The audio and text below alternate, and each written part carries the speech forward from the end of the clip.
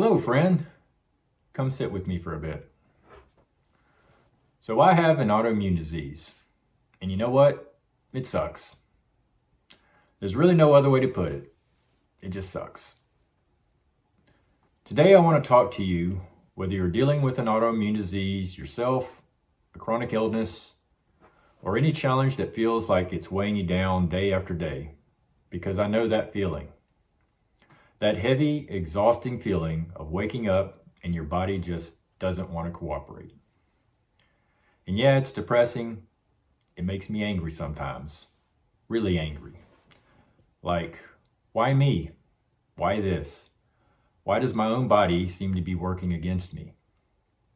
But here's the thing, and I need you to really hear this. I don't quit, and neither should you. Let's be real for a second. I'm not going to stand here and tell you that positive thinking alone is going to cure your autoimmune disease. I'm not going to say just smile more or good vibes only. That's not helpful. And honestly, it's kind of insulting to what you're going through. What you're dealing with is real. The pain is real, the fatigue is real, the frustration of canceled plans, the guilt of letting people down, the grief of a life that you thought you'd have. All of it's completely valid. There's actually a term for this in psychology. It's called ambiguous loss. You're grieving something that's still here, your body, your old life, your old capabilities. But it's changed in ways that you never asked for.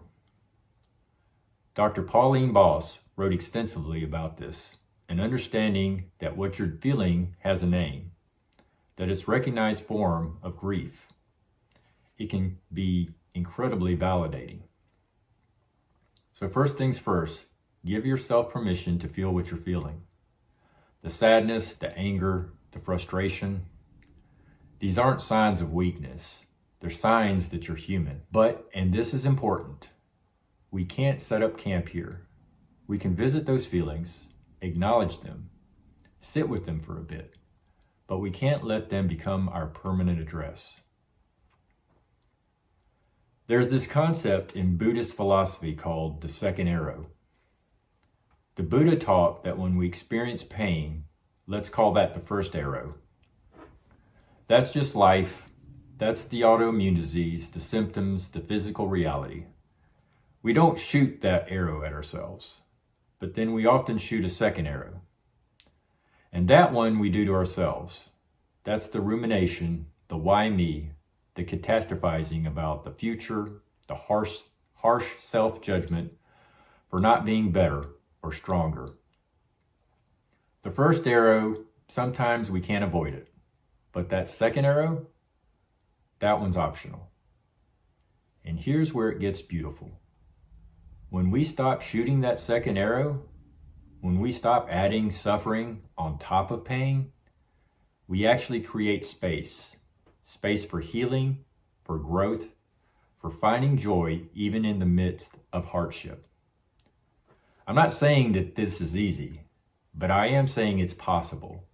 You can hold two truths at the same time. This is really hard, and I can still find moments of beauty and meaning. So how do we actually do this?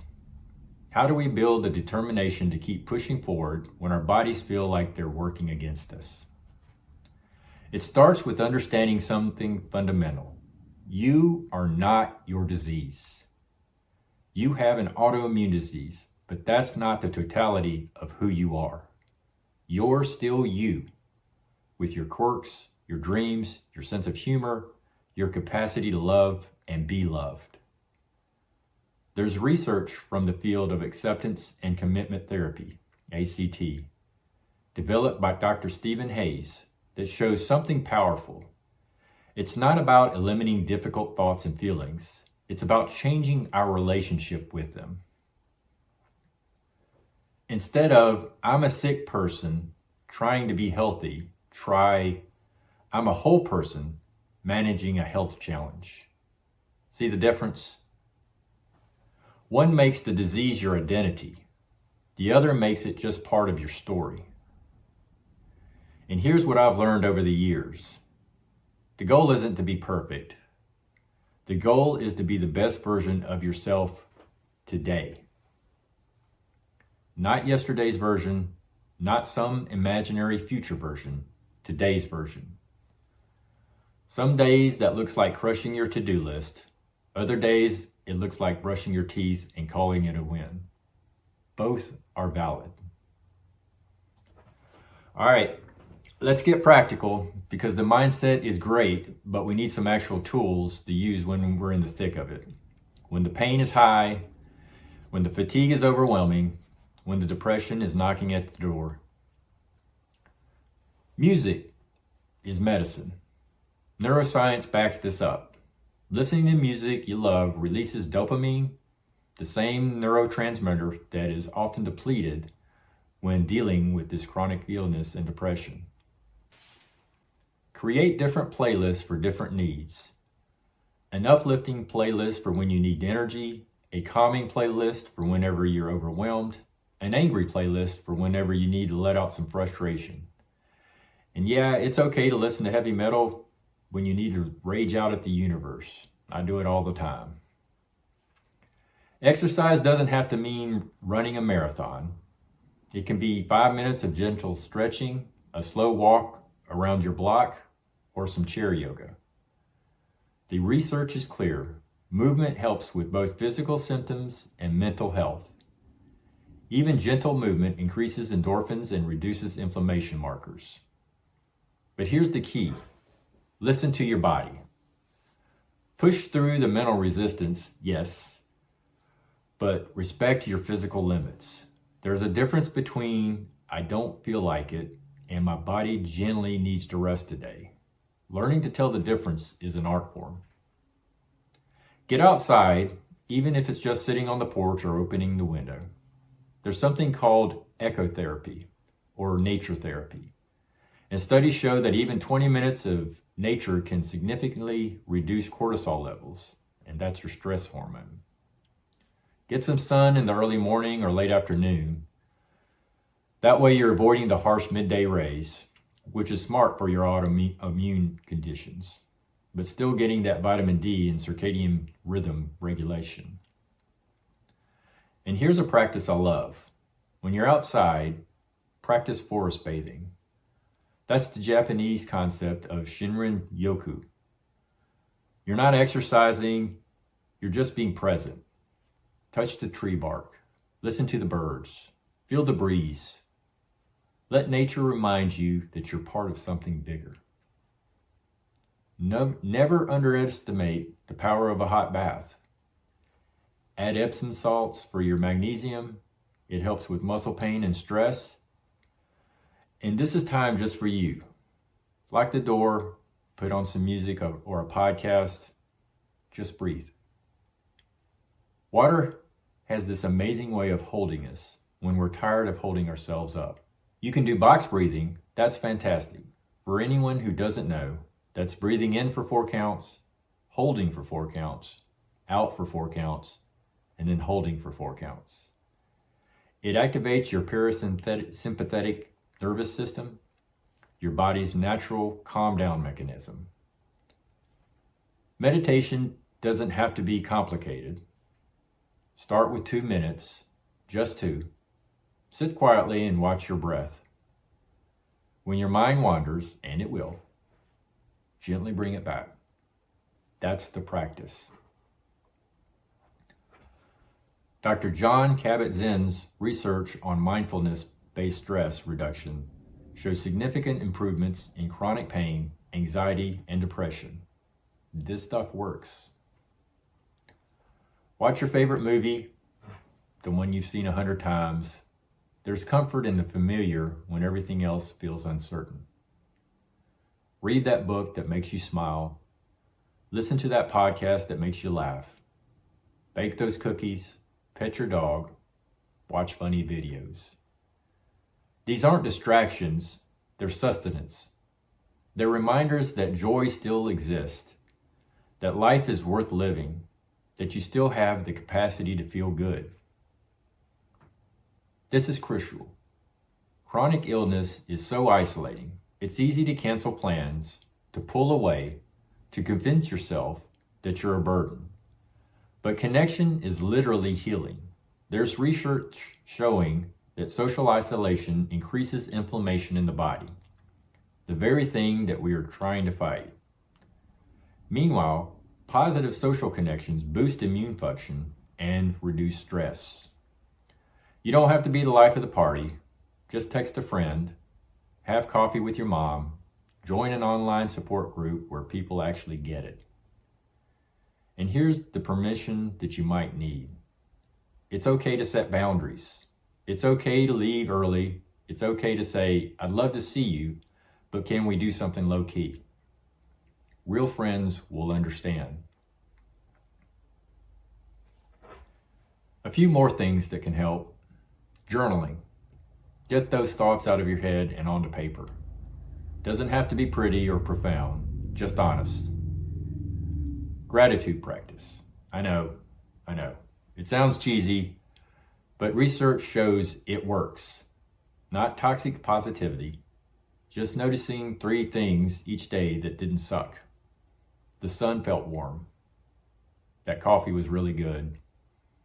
My dog made me smile. Small things.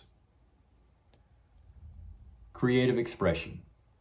Paint, draw, write poetry, make music. You don't have to be good at it. Just creating things is healing in itself. So let's talk about determination. How do you find strength to keep going day after day when you're tired and hurting and frustrated? Here's my truth. Some days I don't feel determined at all. Some days I feel defeated, and that's okay. Determination isn't a constant state. It's a choice you make over and over and over again. It's the small moments. Choosing to get out of bed when you want to stay there all day. Taking your medication even when you're sick of that routine. Asking for help when your pride says you shouldn't need it. Or trying one more treatment, one more approach, one more day. Dr. Angela Duckworth's research on grit shows us that something important. It's not about never falling down. It's about getting back up one more time than you fall. That's it. That's the whole secret. And here's what I want you to remember. You've already proven that you have strength. You're still here, aren't you? And after everything, that's not weakness. That's warrior energy. Being the best person you can be doesn't mean being the healthiest, the most productive, the most accomplished. It means showing up with as much kindness, honesty, and courage that you can muster on any given day. Some days your best looks extraordinary. Other days it looks like survival.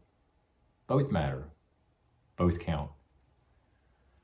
Living with an autoimmune disease, living with a chronic challenge, it's not a sprint. It's not even a marathon. It's a journey without a finish line. And it can feel overwhelming. But here's what I've learned. We don't have to figure out the whole journey. We just have to take the next step. And then the next step. And then the next step. You're going to have bad days. Days when the pain wins. Days when the depression feels too heavy. Days when you wonder if it's worth it. And I can't promise those days won't come. But I can promise you this. They will pass. The hard moments always do.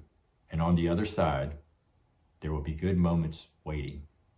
Moments of joy, of connection, of meaning, of feeling alive.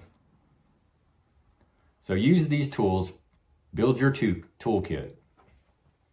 Figure out what works for you. And on the days that you can't do it all, just do one thing.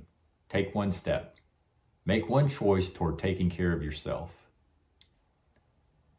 You are stronger than you know. You are not alone in this, and your life even with this disease, even with these challenges, your life still has meaning, purpose, and the capacity for joy. Keep going, friend. Keep going. I'll see you in the next one.